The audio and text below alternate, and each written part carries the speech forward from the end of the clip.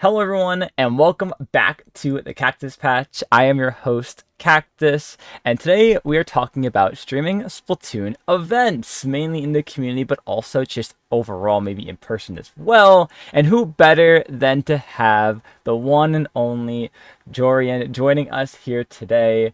Jorian, how are you doing today?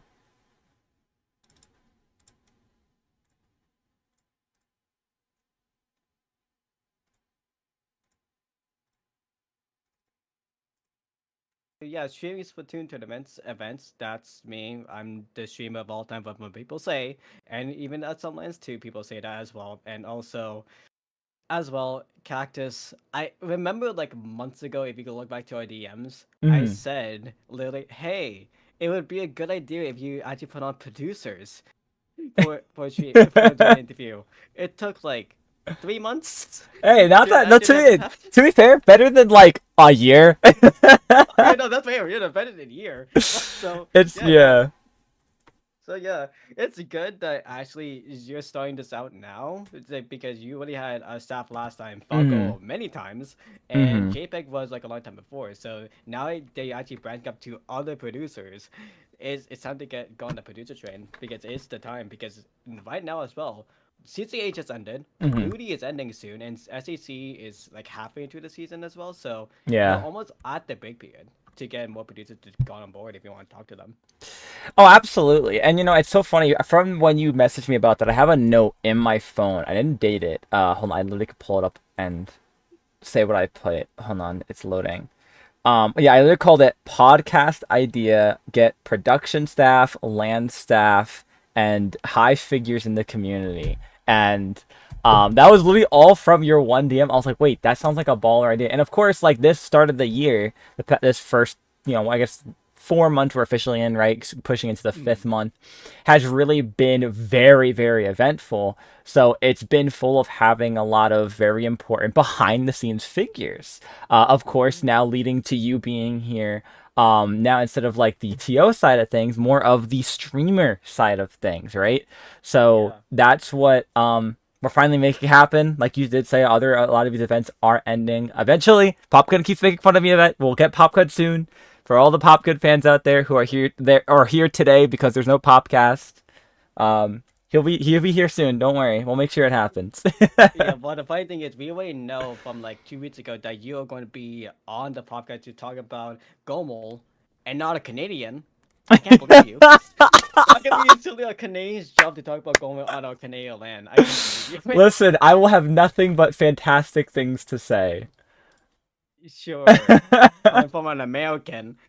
But yeah, so I, yeah, I think before we go into the talking, because again, like you said, the podcast is not here, Hmm. so there is technically no weekly recap for results. So if you want to sway away for a little bit and talk about that real quick, because Popcorn's not here, we get to his bit technically. Yeah, So why don't we steal a little bit of the Popgun mojo and yeah, see what events happen that are like of keen note. Hold on, I didn't even think about this. Look, let's see what happened last but week. don't worry, I got you in the bag. Well, for this Saturday, the reason why said on their tweet why they don't want to talk about it is because Yellow Jackets won SAC.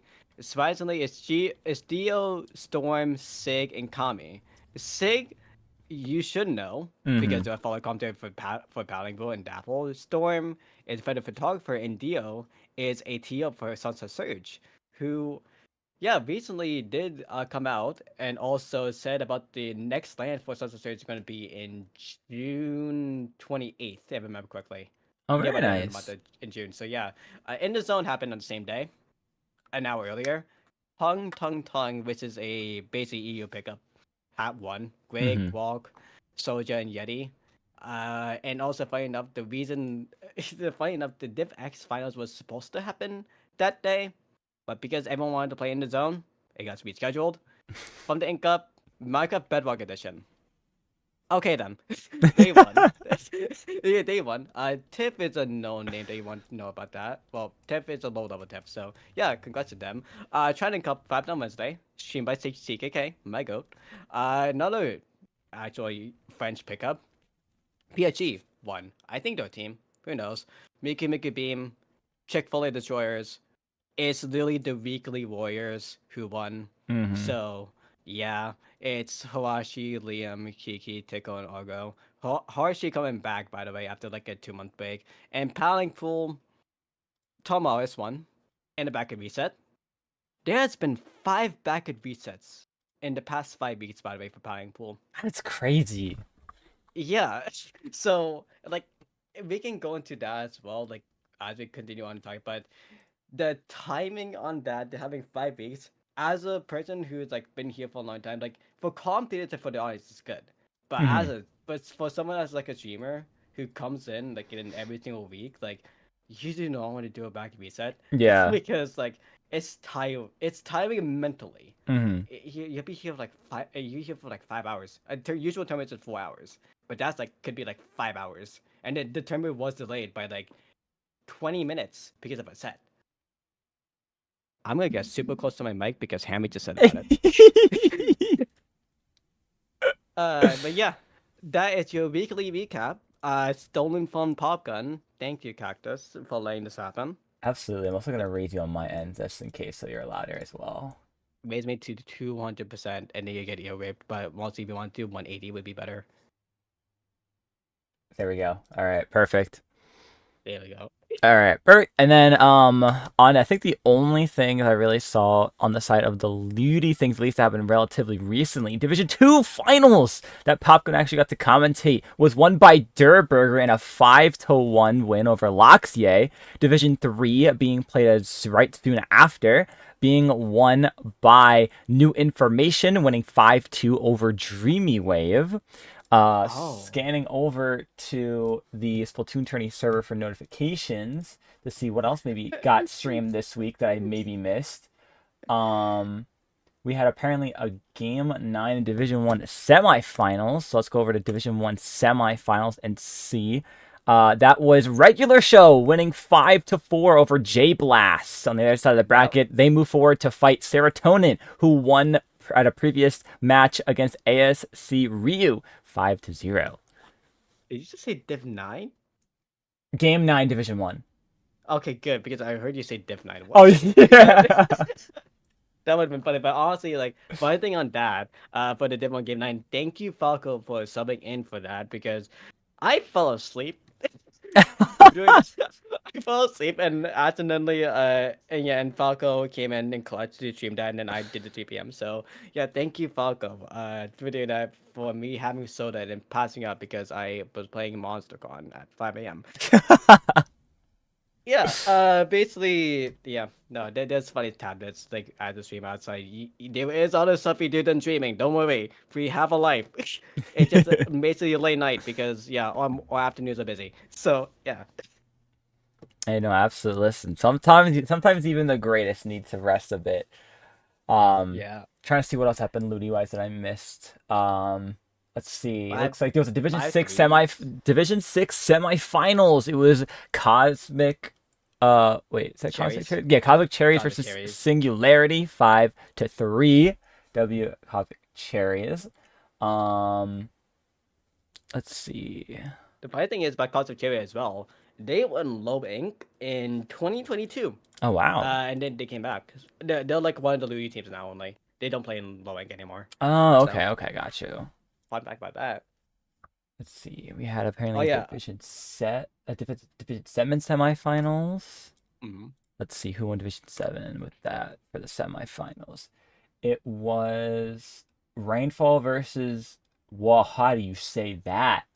Amenda Bobos. Amanda Bobos, yeah. Okay, Amenda Bobos won 5-3 over Rainfall, so congrats to them. We had two more semifinals matches happen. We had Division 8 and Division 9. So over at Division 8, we had Ethereal over the Night Logic. Night Logic winning 5-2. Switching over to Div 9, that's W such World.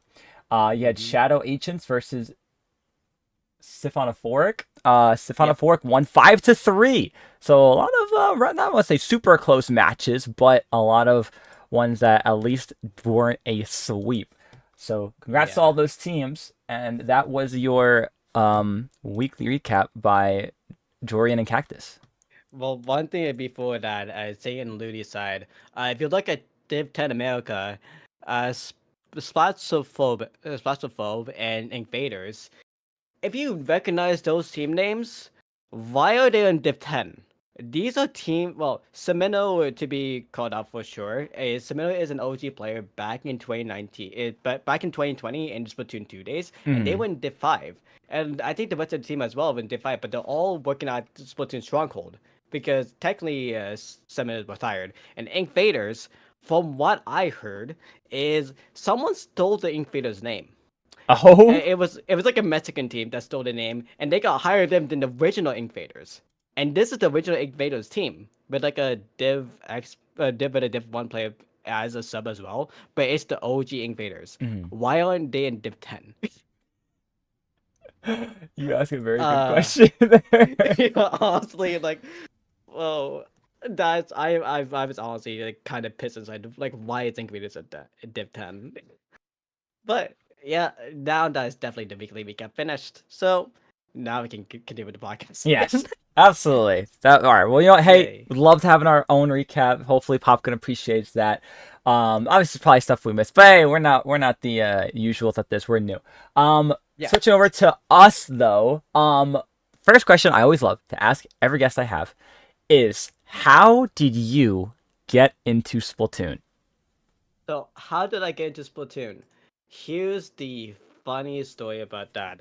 I am one of these Splatoon 1 players back in the day. Okay. I got into Splatoon because of the trailer, most likely. I don't really remember 100%. I had a Wii U during the time because I was playing Just Dance on it, and I was a 5-star player on it. So like every time I played on the World Dance Floor, I got 5 stars. But really, the main thing is like how I got into Splatoon itself. Yeah, it's because mostly the trailer itself, but mostly I think because of the YouTube side as well. I watched someone called Nintendo. Hmm. If anyone recognizes that name, that is an OG name that didn't come back at all yet. They moved on to like do like business and stuff like that. But yeah, they were like a big streamer on the Splatoon 1 days, and I joined their streams, and then I basically followed that hole, and then went to Splatoon from that because I know it's a community, and then I had a and I was with a good community during that time, Hmm. with like fellow names from back in the day if you know them, and also, I might have went to a rabbit hole with Gmod as SFM community members, and they went to that side as well. But we can talk more about that later because that's a different topic too. But really, the how I got into Splatoon is really just because the usual gamer thing. Because I just saw it, and Hmm. then I picked it up, played it with the community, and just had fun with it. And because I had good people with me, well, good quote unquote people with me, Hmm. I just enjoyed it and survived all the way until now. And yeah, here I am. And that's how it goes, right? As long as you're able to survive, that's what keeps you going in these communities. For real. So what drove you to join the competitive side of the community? Because obviously you have the people who join just for like turf wars, or maybe they just join Mhm. to play the game casually and go to streams and hop in PBs. But you went the extra mile and found your way amongst the competitive side of the scene. Take me through how you got to that point where it was like, oh shoot, let me check out the competitive side of the scene. So how I got into the competitive side of the scene, funny enough, like I said with the PB, well, like I did join PBs in that, but then I joined a group of friends who back in Splatoon 1 had a competitive group. Mm-hmm. It was called Elite, and it was called Elite during the time. And technically, I joined them quotation, but not really. And Mm-hmm. so it was like the Elite Eight. So yeah, we had like a group of friends and we played on that. And then, funny enough, the first competitive event I did was the first Splatoon competitive event that was actually like ever existed. Oh The wow. Splatoon, the Splat, ever remember the Splatoon Squid Showdown, which had the four modes: Turf War, Tower Control, Waymaker, and Spot Zones, like all being played like each week. Mm-hmm. And I played it with group of friends. We survived to round two because it was a double elimination tournament as well, Okay. and it was actually on Battlefy when Battlefy actually first started. Oh. So the site was completely laggy, but, Mm-hmm. but honestly, like it was actually like my first time getting into Splatoon competitive, and then after that, I kind of like liked it. And also, if you remember a name called Tension back in the day, Yes, I like think in so. yeah, I actually met them all the way back then. they were one of my first Splatoon friends that Oh I actually shoot. played with. So yeah, I met yeah. So that happened, and then I after that like I said like, oh, I actually like competitive Splatoon a little bit. Like let's keep playing it some. That was more like 2 years after when me and somebody separated Hmm. from the group, like we kind of split, and when we and the first and basically when LSL and Lowing started, we started playing that. So literally, I can say I guess I'm one of the grassroots players in the low level scene to actually start playing that because I Hmm. never actually played in like BNS and stuff during that time because those are high level Yeah. and that was on challenge as well, so it was hard to find. But yeah, basically during that time how I started comp 3D was because it was some friends, and then just kept playing. And then after that, continued playing, and then basically in 2017, 2018, because we talk about the comp community, like how what drove me to go into it and continue actually all the way till like the end time because I'm technically am retired. Hmm. 20 yeah 17, 2018, 2019 started the team called Outcast Ninjas. A lot of people, some people will be pissed about that name. I know why. I know why because we rebranded to Free Flow during that time. Uh, Okay. we we made it up to the five until we staggered, and literally this was during the time we had players like Winter, Blue, Shins.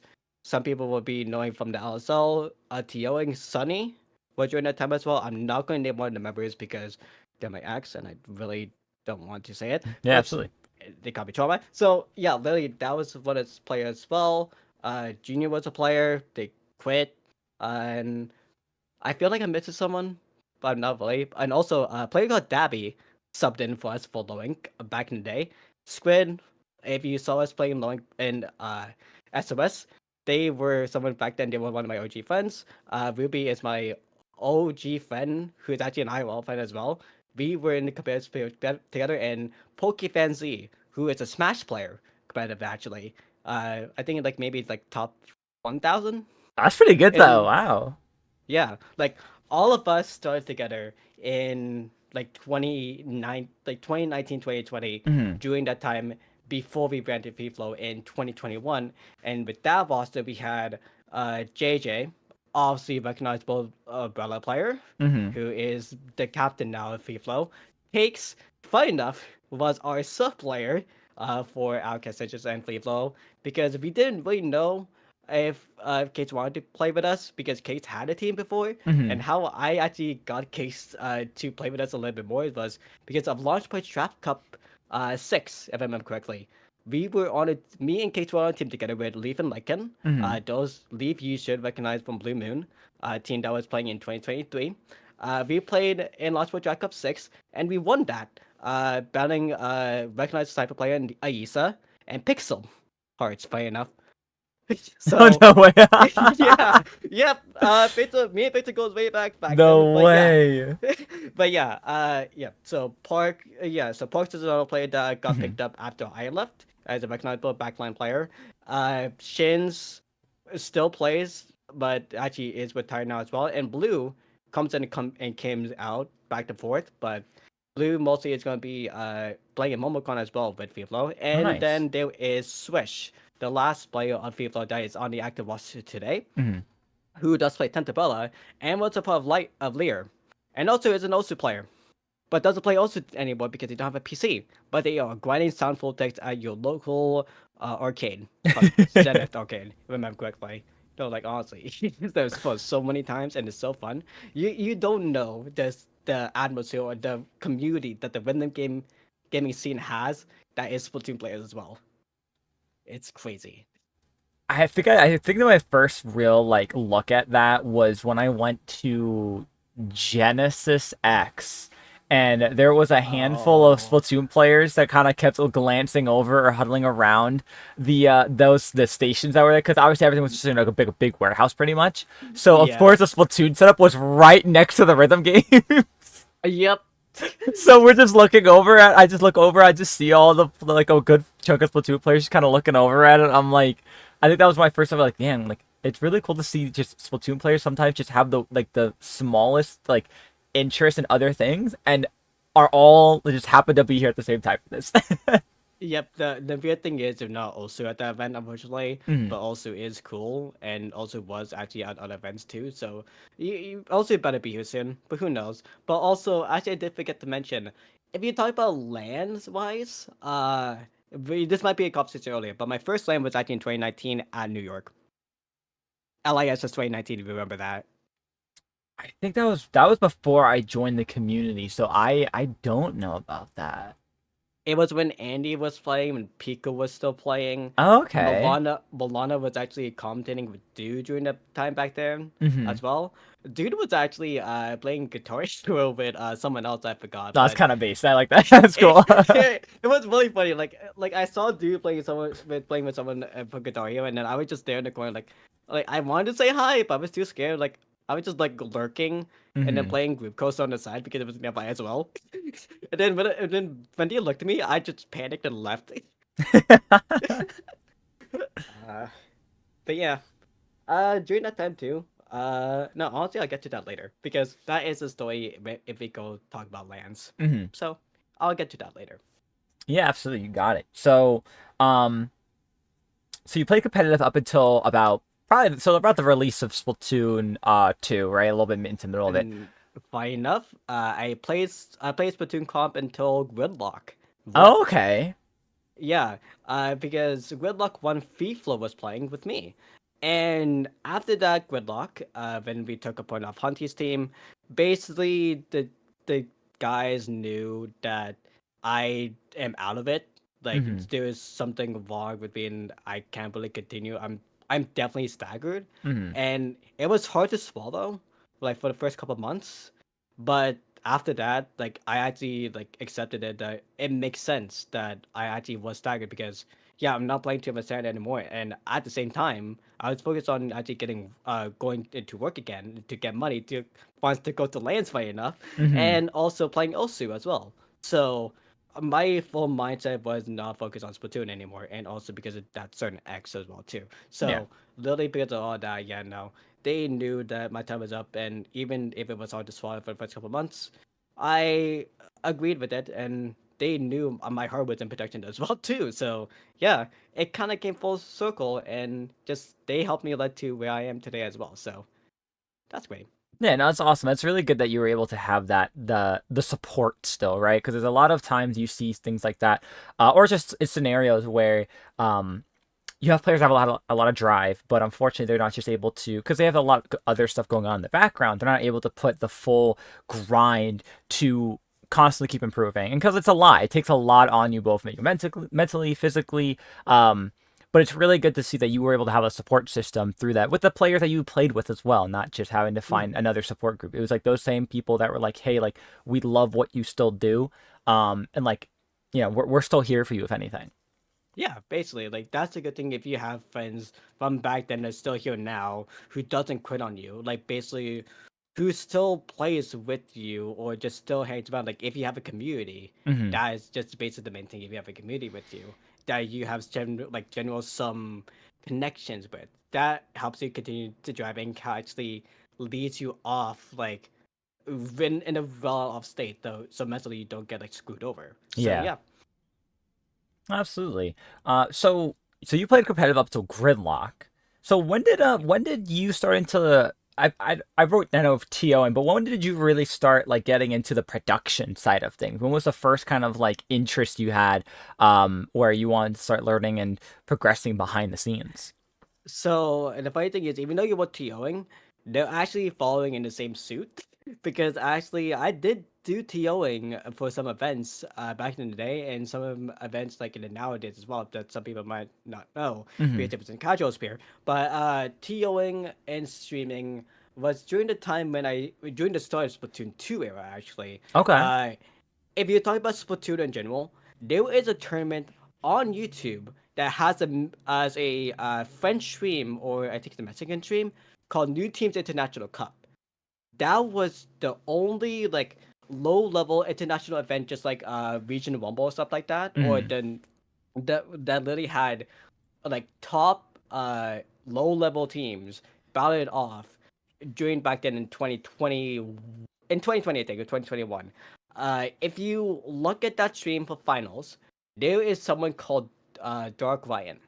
Hmm. That was me. Oh shoot! No So, way. my technically my first stream ever for Splatoon competitive was that because Polias during the time I was a commentator during that time as well too. Hmm. Polias asked about to do if anyone can stream, and then I had a PC that was fine enough to stream as well. So I started to go in and say, and I said like, hey, I can stream this, and then boom, that happened, and that was actually my first ever Splatoon stream. So yeah, it was really good as all for streams too, for Hmm. any comp event, like you did for Squid Junction a long time ago. Yeah. It was like it was rough, but honestly, like the main thing is the graphics were rough, but the stream itself was fine. Splatoon 2 spec game was pretty bad, but we still played it off cool. Clampett still sucked in spec game as well, if you want to know facts about that. But yeah, that was my first time doing Splatoon streaming. But before that, first stream I ever did, also streaming actually for a 1v1 tournament that I actually helped continue making happen until 20 until I think it lasted a year because it was like a bi-weekly event, 1v1 tournament with a supporter badge prize that usually is basically like a badge for like Sunoob, but we actually pay money for it. Hmm. So like that kind of event lasted for like 8 hours because it's a single day double elimination event on challenge. So like that was the first event that I actually helped stream as well. My PC was fine enough for it. It was like a 1080, I think, with a CPU of i5, so that was fine there. So yeah, it good enough that I used stream to that, and then that happened, and then I just found interest of continuing streaming because like streaming is fun, because you get to talk as well at the same time too. So Yeah. that was the same time that I started to do commentary at the same time too, and then after that, in the Splatoon side too, started to go into commentary. It got started to go into my commentary era from 2020 to now, basically, Okay. because of that like one time doing the commentary and thinking like, oh, whoa, this is cool. Like I actually get to talk about them and talk Hmm. about people who I know because I actually play against them, so it makes sense that Yeah. I just be able to like spill what I might know, and also at the same time too in 2022 to 20 in 2021 to 2022 I got to do a little bit of controversy for commentary, but it was a funny little thing. But because that certain org is going under the radar now, Hmm. it doesn't really matter anymore. But honestly, it was kind of funny during that time. But main thing is after that, after the gridlock thing or during the gridlock, me leaving free flow in 2023 to 2022 off the dial actually was looking for people someone to stream. Hmm. And then because B actually like more want to go off of the side of like going to comp, take a break from playing in general, Yeah. and actually like do something else because yeah, the certain person that with the white name, I was too busy focusing on them and my friends, even the people from FIFA, saying that I should stop focusing on that person and that Hmm. person's content and focus on something else. And at the same time too, I was going to school for production, like for broadcast television. So Okay. I kind of like was starting to pull the weights for broadcasting and streaming from there too. So with that, I got the like adrenaline, got the like focus. I should start doing tournament streams. Yeah. And without the dollars say the Nini streamers, I slide in, did some for a couple months, and then after that, Toshi, Toshi Daru, a person who does backend for Bouillabaisse, Hmm. they were streamer for Squid Junction. Okay. And then one time, basically, I think it was like in 2023 or something, if I remember correctly. They said we need a stream for Squid Junction, emergency stream for Squid Junction. And then I was free during the time actually because it didn't have work. And then I said like, oh, I could do it. And then Toshi helped me set up the whole thing. I got my connection with Alice and Pinky, and then that was my first ever stream doing Dapple. And then because of like the stream actually going well, Alice and Picky and I think during the time Lip Blue as well commented like this stream was actually really fun, really cool. You should come stream it with us even more. And I did do that, and I continue doing that, and yeah, that continued my way to Dapple. And since Brownie left in 2024 because his Switch broke, and decided to never get affected again to help streaming. I took over Paddling Pool streaming for Dapple as well, and CKK is doing Trident Cup as well. I did Trident Cup 2 at the same time as Paddling Pool. Basically introduction, like be intercorrelate because Toshi actually stopped doing streaming as well Hmm. for Dapple because they were getting burnt out too. And how I got to Splatoon 20 was because of Falco. Also putting out a forum for like, oh, we need streamers. I hopped onto that, and then I basically streamed like half of the tournaments, like after the matches for that Looney season, and Hmm. then like it continued from there. Pipe Dream was there as well. We got to see a Pipe Dream face reveal from then. If I remember as well, Vice did some, Vapor did some. Girl Boss was there as well during that time, and Moo was there as well. But the main thing that actually was my like best like interest to have me say, I want to keep doing this no matter what. Hmm. DivX finals. Ooh. If you remember in season 15, uh, the whole overlay itself, there was clips away on the background. That was all from my streams Oh that I wow. had it loaded on, and all the overlay changes that like kind of happened. That was kind of for me. The backend scene got added from Moo, that gave it to me. Falco gave me the like Falco trusted me to do the Divac finals, and then yeah, that happened to be.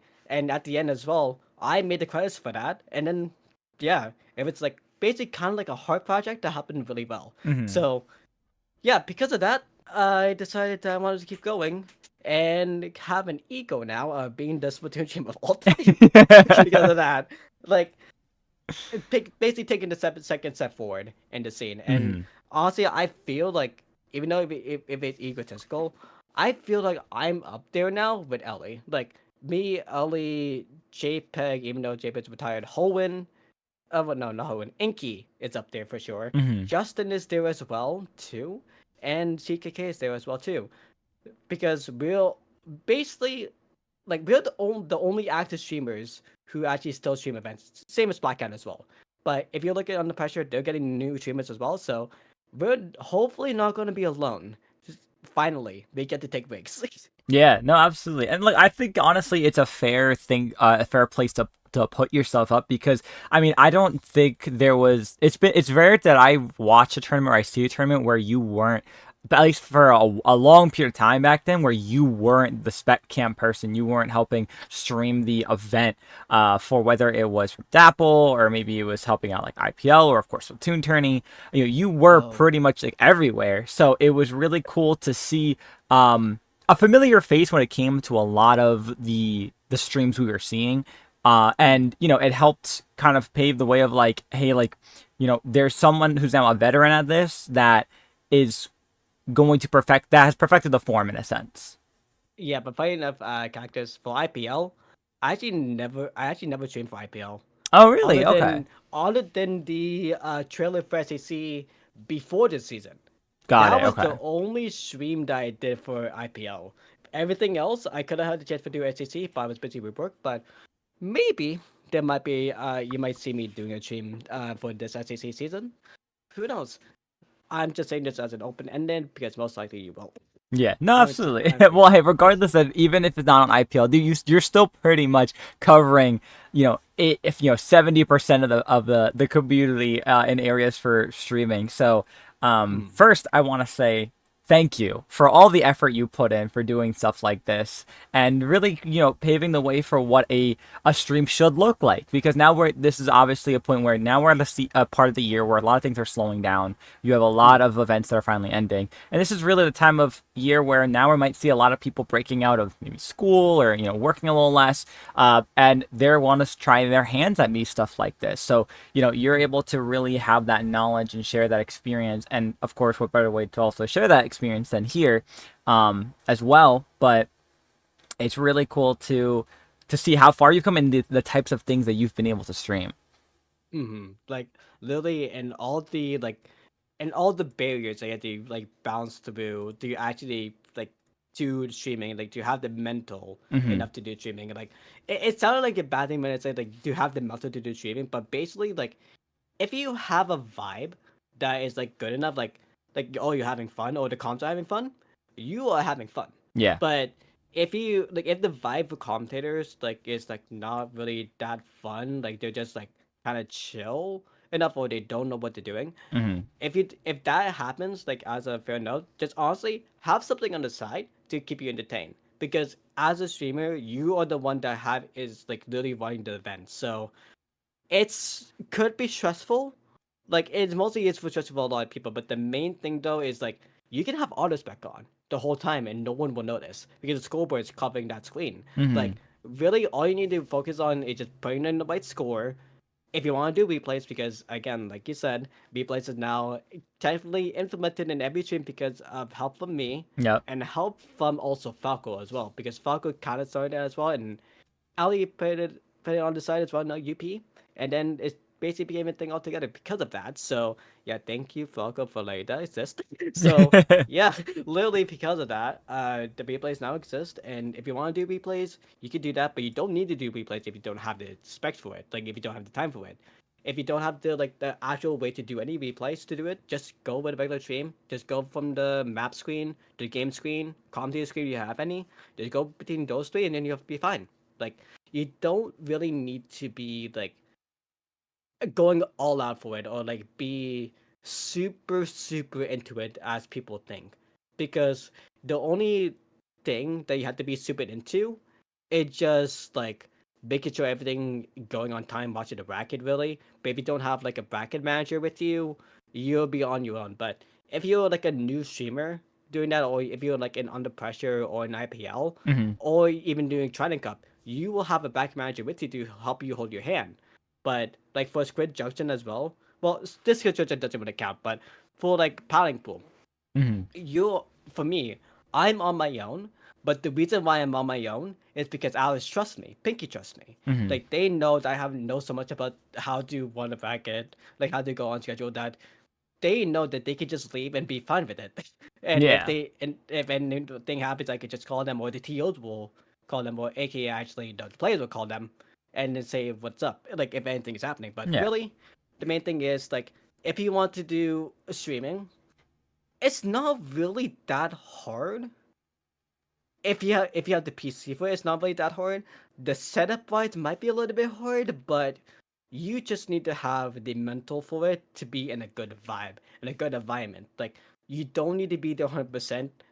You just need to be awake enough to actually do it Hmm. and be able to stay there for 4 hours or for 5 hours, depending on how long the tournament is.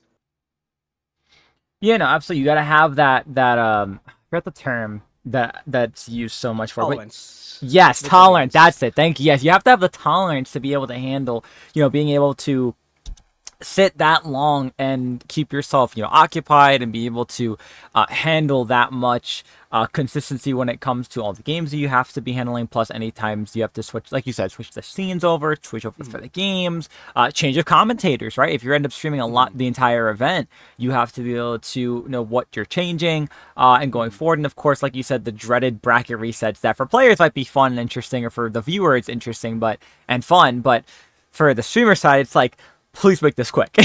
Yes, and literally at the same time to talk about that, like that resilience, like if you think 4 or 5 hours is bad, if you take that into a land setting, it's even worse Oh because yeah. because again, you already know from Gen Game that the person streaming for T Max, yeah, Mm, T Max, they were on that hot seat for basically like 8 hours yeah. usually, like 8 hours doing the whole thing, but setup as well. It takes another 2 hours or 10 hours being behind the scenes setting up, then doing teardown after, and actually stream the whole event because they are the main streamer for that. Hmm. And at the same time too, like if you want like a Riptide or LTC, and also for other events too, like even for the land championships as well, like for the streamers like Floppy, Avery, is the person who does H Town, and me and Kurt for Booyah Bay, me and Kurt again for Sons of Surge, Hmm. and New Inkland. I don't know 100%, but I think it might be April, or I heard Doughboy worked on that as well. Hmm. And for Gatorland as well, CKK was already back in that hot seat. We stayed there for 8 hours, and literally we got help from literally all the players as well, or the TOs to help us out like through and through, like actually like giving us snacks, actually if we're okay, swapping in and out, like if we need to like take a bigger stuff. During Bria Bay and during the Sunset Surge, I literally swapped out with Kurt just to have a break on like getting food and that's it. But during the whole time, I was really there.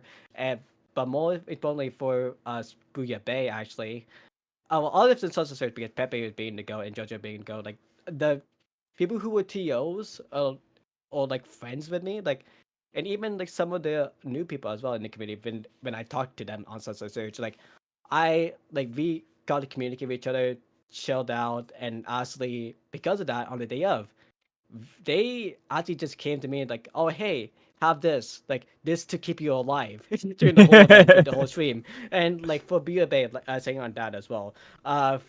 Main shout outs to Vice who helped me house, Fufu who was technically still there with me during the whole time as well. Kronos being honestly one of the goats as well, like being next door. Toshi as well, definitely being one of the goats, like doing the spec game and actually helping me with junior bracket. And Kurt, surprisingly, even though like I and fair honestly, like in bluntness, I had a bad idea of Curve when I started to come in for Booyah Bay.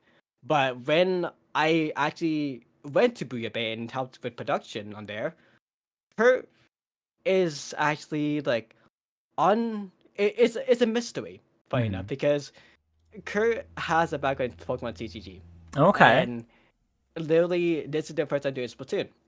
But because Vice knows about me and doing Splatoon streaming like so much, me and Kurt butted heads in a good way because Kurt knows so much about the audio that I don't know, Hmm. and I know about streaming Splatoon that Kurt doesn't know. So funny enough, we butt heads during the whole time in a very good way because we were teaching off each other. And getting that experience from Kerr or getting that experience from Booyah Bay, like having another streamer to having an outside source to go into in the future, that's a place where a streamer wants to be. Yeah. If you're going to like the career I am with esports streaming, because you need to branch out Splatoon one day, and where would that be? Like, for example, like for Ellie, Ellie has if you look at her Blue Sky, she's done League for a collegiate league in Asia, and she made overlay for that. Where would others be as well? Like for PS2 for Vapor, Vapor has broadcasting like at their college, and they have broadcasting for collegiate as well. And most likely, Omozen and CKK will be going to that route as well. Well, CKK has software engineering. JPEG just recently got a job as well for software engineering, and Hmm. because of the help from Level One TV. And before JPEG went to Level One TV, JPEG did Splatoon.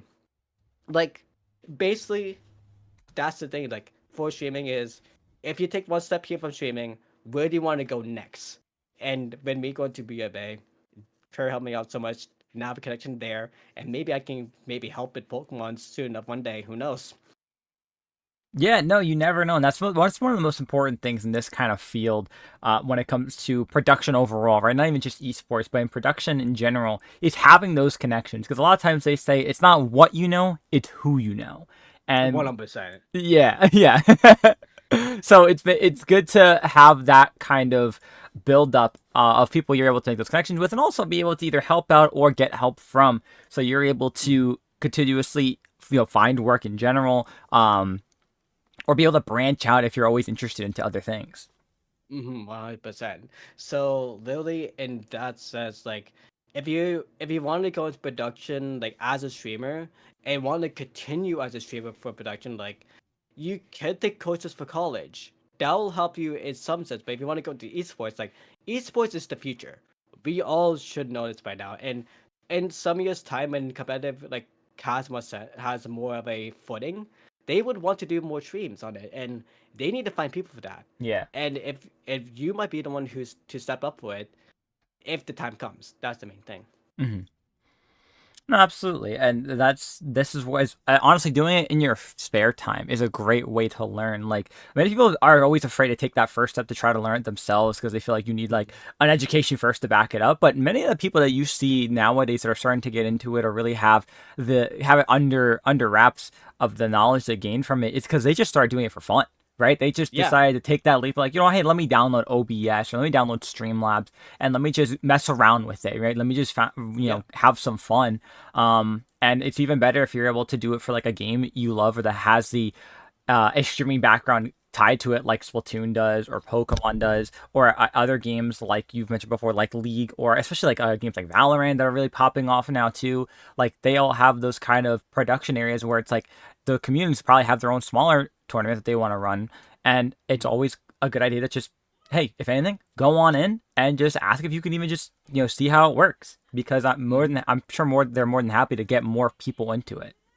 Yeah, and definitely in Dark about that sense, also is one of those as well. Hmm. In the main Yeah. thing, but really in the sense of like doing, like saying like, oh, like why not go and like and teach about that? Like, the main thing for us compared to other streams, like on YouTube, if you search up like how to do a Splatoon stream, it's hard to find like how to do a Splatoon competitive stream because back in the day, like back in like 2022, 2023, there was a tool back then to do an overlay because of a German, because of a EU player actually made one for their tournaments back then. But I think it was actually for the what we know today as the damn, I forgot what the league is called, but it's the Germans, it's the French Splatoon competitive Okay. or that name. Yeah, they meant that. But that video somehow disappeared. I don't know how, but it somehow disappeared. So Yeah. the only video that exists, funny enough, is from WTP Esports. It's funny enough how I miss Tommy fun with I'll get this as well, and how somebody actually maybe turned into a junior player. Uh, there was a video about how to stream Splatoon and how to commentate Splatoon back then. Hmm. But that video is super outdated. So yeah, it's there, but it's kind of outdated from there though. But there is a document from Boeing, who is an OG Splatoon streamer back in the day, who did IPL and did stuff like, I think, Endgame TV. If I remember correctly, I don't know 100%, but definitely know IPL. They made a document about how to do spec cam.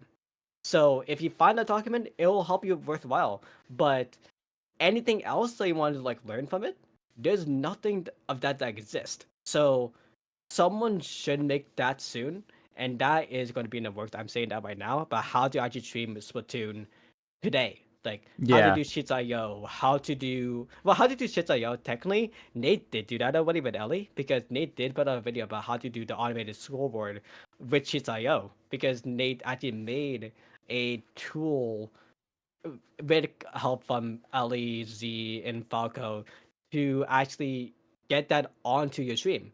And technically, you just need that for a tournament. So technically, that tutorial's already there. So nowadays, we have that like experience to do it. But if you want to go and take a second step, we don't have that yet. But that will be made soon. I'm calling it. Yeah.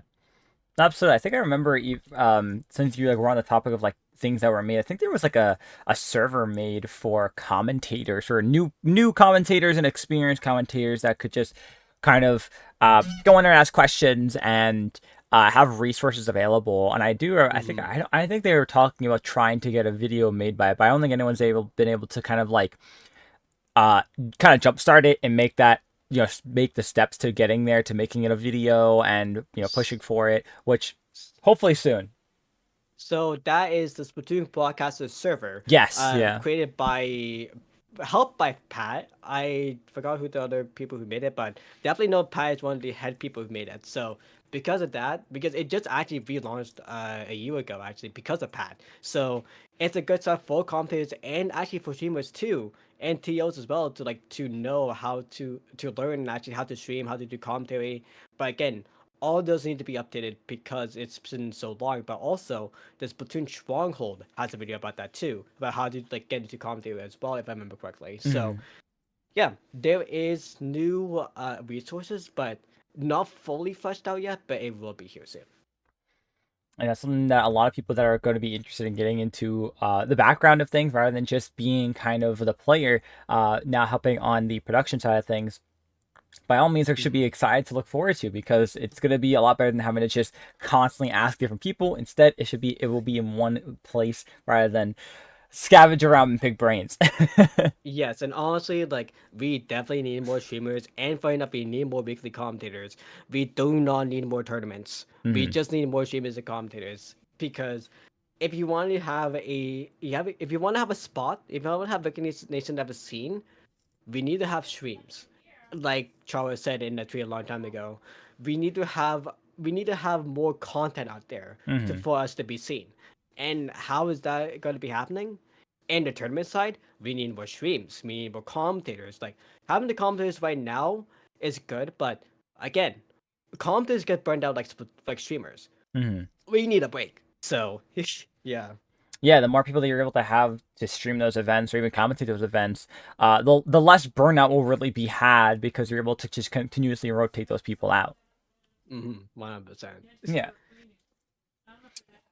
So you did talk about how you got into streaming online events. Take me to LANs. What was the first LAN you ever really like pushed to TO for and to stream for? But really like what made you want to break into doing it in person rather than just say like, hey, you know what, like online's not the only thing for me. Like I want to be able to do like this stuff more frequently around. So for the first time doing, okay, so it that's actually two different sides of a coin because the first time that I wanted to be there, like say like, oh, I want to do this, Hmm. was because of Long Island Summers by 2019. Okay. Because because during that time I kind of started to be a commentator as well, and I saw the production side as well on the other room. And I was looking at it like, oh my god, that actually looks so cool. Like I want to see if I can actually try to do that one day. And then that was in the back of my mind the entire time.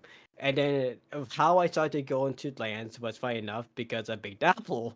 That was because that was technically, well, no, Big Apple was the one that actually helped with production to do Spec Gam 1, but Riptide was the one that I actually started to do a Spec Gam shift on. And I think that was my first big comedy career too. But really, the main thing is though, Big Dapple was the one that I actually did Spec Cam on first, and then Riptide I could do Spec Cam as well because Cracker Bear recognized that I'm a good Spec Cammer, so I could do doing that. And then the first time I actually did a production was on Sea Battle. Funny enough, other than Big Dapple, that Sea Battle was the first time that I actually helped up production a full force with Saf and Mint. Okay. Did funny enough in January because yeah, there was all before LCS, and I was only a Big Dapple main or Gridlock main to go to for lands because that Hmm. was the closest. Yeah. So yeah, the first time I actually was helping productive full force was in yeah there in Sea Battle, and what made me say that I want to do this more. Well, one thing was because of the line championships. It was an important event. They need to have all good streams out there. So me taking my own will to say I want to help out the scene, help out LCS to do that. I technically became the Splatoon 20 representative to go to these lands, and definitely I know as well because I talked with I talked kind of with Vice and Paper, but I definitely talked with Pepe and Terror who does the streams for Bria Bay and does the streams for Sunset Surge. They don't have a streamer. Like I said before, for BMA, they had Kurt, who doesn't do Splatoon streaming, and for Sunset Surge, Pepe was the one who was running it the entire time and TOing. Hmm. So knowing that, like I thought about it and said I thought about it, and with LCS coming up, I'm gonna take the gamble and go for it. Hmm. So then I did it, and literally with that, I met again so many people. Well, for the even some for the first time, like Toshi, who was again a Dapple streamer, like, and also at the same time for Sea Battle, the last qualifier, I met Dynamite for the second time because the first one was Riptide, but second time full action, two Splatoon 20 streamers going full at it. That was a peak stream because we knew what we were doing. Yeah. uh, and Saf needed help. So yeah, basically, the main thing what kept me like to literally make me go was because one is because of the help with LCS, Hmm. but really it's because land environments are fun. Like Yeah. if you're on a land, you have people to chill with. You have someone to talk to any single time, or help you get out of there. Like honestly, I'm again shouting out Pepe because Pepe is an extrovert. Pepe wants you to have a good time. Yeah. And literally because of that, you can just be dragged into something and enjoy it because the community is so nice that you'll have someone to talk to. Like you don't need to be shy.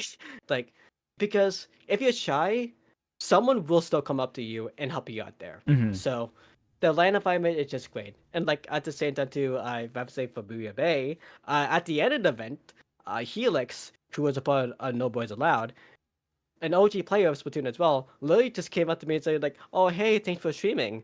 Like it's like I know your work is so busy, but it's so cool to see like that you come all the way out here to do it." And I was shocked because of that, because Yeah.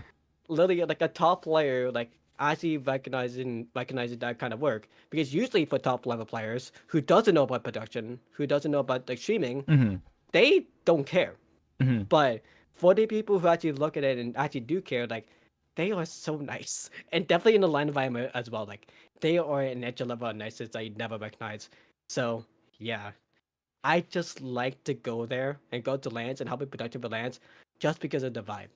It's so great to see, and it actually feels like your work is getting paid off as a streamer because you are helping out like the TOs as well because you know tech issues, Yeah. but it just you know that it's gonna be a good time. If there's any like issues that's going on, you'll help from the TOs and from the community as well. Like they'll say like, oh, you'll be fine, don't worry, it's gonna be okay.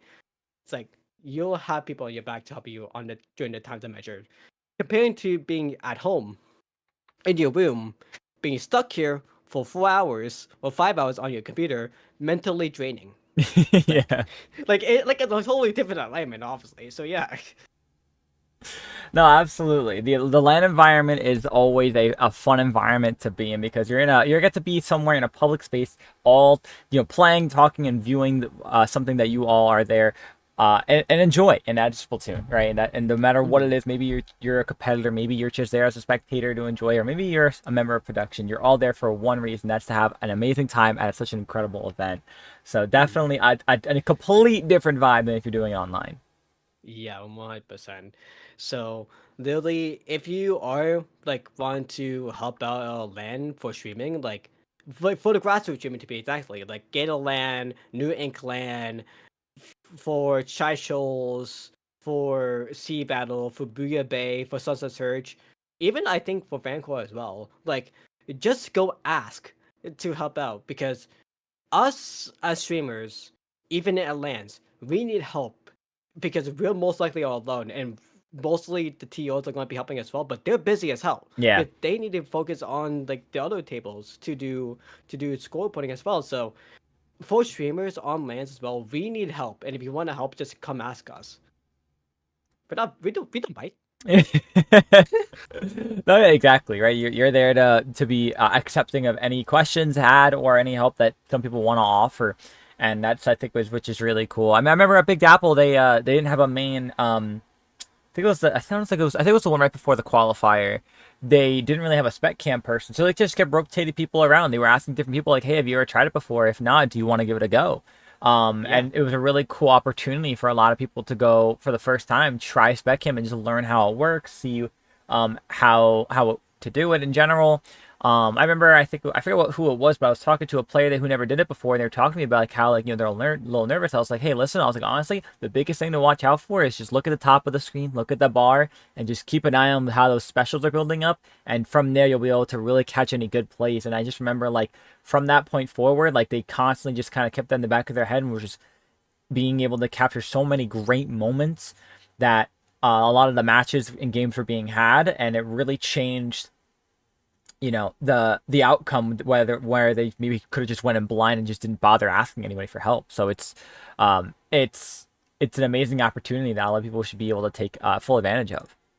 I feel like I know who you're talking about because that could be chicken. That could be chicken. That could be Wen. That could be like two people for Gridlock as well, or that could be actually Squidneck, who is a TO at Metro Inc. as well, because they actually won the event a long time ago. Hmm. But the first time doing Spec Game was during Big Dapple 4, Big Dapple 4 during that time, and because yeah, there were no other Spec Games because I was playing during the same time. I wasn't able to do two things at the same time. So during the time that I actually was playing, or if I was forced to take a break because of the law, and and Andy and stuff, that's when they got other players to come in to do spec cam, and that's when they got to learn from that. But here's the caveat about that though: it's a good thing that you were there to come help because Andy and Law was supposed to help with spec cam, like people teaching people spec cam, Hmm. but because they were busy, I stepped up during the good luck and saying like, oh, so these are the things that you want to know about, and I actually helped teach Quinnick how to do spec cam and chicken as well. If I'm correctly doing Big Dapple to do spec cam, like how it the tips and stuff. So and also Win as well. I helped Win as well. So yeah, it's a good thing for spec camming, like for Metro Rank, as you pointed out, to have people rotate and try it out because we need more spec cams. Yeah, and if you're someone who's not sure about spec camming, just give it a go. You know what I mean? Or even like I know something that when I this was probably like over a year and a half ago when I thought about Mm-hmm. trying out spec cam stuff. I remember asking a couple people about like what to look out for and things like that, but also just like I remember going into a random PB like of a game. No, it was a random replay I had. That's right, it was a random replay, Mm-hmm. and I just started just practicing. You know what I mean? And Mm. sometimes that's all it takes is just you gotta hop into like a game or whatever and just like have the replay on, just go into the overhead and just kind of like switch to different POVs, get used to the buttons, right? Figure what they do. Um, Yeah. and that's gonna help you a lot moving forward and you'll have some kind of knowledge going into it rather than just like deciding to just go straight in blind. Yeah, but and also as well, like talk about having knowledge before them, before going in blind. If you're a player already, like if you're already a comp player, doesn't matter if you have Div 10 or Div X. If you have knowledge already, use that into your spec cam. Well, another tip is just hold ZL the entire time, unless you're trying to go into overhead cam, then take off ZL. Uh, if you hold ZL during that time, you get to see the special gauge about how much specials before they have it on full blast, and also the weapons and also the buttons, like where you could see who swaps with who. But since you have game knowledge already, and you know how to do callouts as a player, take that into your spec cam. The reason why is because think that you're in a match. You're on either side of the team. Where should you go next to actually make an effort to help your team to win? And that's where you should look at as a spec cam. Is basically take a next step forward, like take the thought forward of what the other team should do, Mm. and then focus on them because that's most likely what is going to be happening to help the game go like full way. Like, for example, say that there's a Zuka play that's going to be coming up soon. Like the Zuka's at 50% already, and the commentators talk about how the other team can go up ahead. As a player and as a spec game as well, like the Zuka's going to be coming up soon. I should focus on them. And because they're going to make a big play on tower control, a big play on Splatoon to be kept the zone or take over the tower and maybe get triple off that. Or say if there's a carbon roller just in game in general, focus the comment on the sneaks because they will be sneaking no matter what. So Yeah. if you have just general game knowledge about how anything happens or like how a game flow could happen depending on the comps, you'll know what you want to look out for. But if you don't, you just listen to the commentators. You have commentators with you for a reason, and that is to help you to actually know what to watch for. Yeah, they're there for the viewing pleasure to actually like have like something to look at and hear at while the game's happening, but they are there for you too to help you out to figure out what to say next. For what to see next, I mean. Sometimes it might be hard, but they will say something that will catch your ear and that you can focus on. So, in a general tip of how to do spec cam, it's basically just be able to listen to commentators or just have self knowledge about the game, and then you'll be knowing how to do spec game yourself. But the more you do it, the more you get better at it. That's the main thing that anyone could say. Like Hmm. playing the game. No, absolutely. And it's talking a lot about like how like for other people to really start getting into spec cam and just streaming in general. Um, but how did you learn about some of this stuff, or what was your kind of background knowledge in being able to learn how to do spec cams itself, or being able to set up streaming in general? Because I know you said like you originally like had reached out to some earlier onset events back in like 2017 to 2019 who needed the help with it. But how did your knowledge begin with that kind of stuff? My knowledge with spec camming and streaming happened at the same time, more or less. Streaming was during the same time of me doing off the dial, Hmm. with the help of DJam, who taught me how to do streaming with Nose.cg for the first time. Okay. After that was streaming on Stitch.io, which Falco helped me on, and Ellie helped me with the second step to learning more of the alchemists and all that stuff. So she really helped. Honestly, like Ellie and Falco helped me to be where I am today, so I gotta thank them for that. But for spec game wise, though, it's kind of funny because DJM was the first one who helped me out, but then after that, I did CCA streams, funny enough, during the time of Ludi season 15, Hmm. and DOF was the person who actually helped me to help me with spec game even more, because DOF actually gave me tips how to do spec game, and I took that one more to heart. And then again, go to the times of now, people are commenting about the spec cam as about spec cam still, and talk about like some critiques about spec cam. Like for me, there's a critique on on about myself about my spec cam is too fast and could be like too fast and might make people nauseous. So I'm taking like a step to like slow down my speed of how to do spec cam, because so people can have a enjoyable experience on there as well. And also one thing as well is avoid screen at all cost. If you Hmm. put on screen, people will still get sick. Do not do screen. Like try to avoid screen at all cost. Yeah. No, absolutely, yeah, So because it still has that yeah, the effect to it. Not even just if it's not even for some people it's not visual. It still has that audio issue, so that's another yeah, big thing to watch out for it.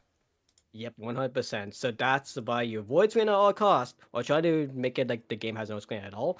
But really, to learn about spec camming, I went from DHM and DOF, and after that, I just continued doing it. It's just I continued doing it. I just got used to like the I got used to having the controls, because if you know a pro controller already, you don't really need to look down. You just need to look at the top screen.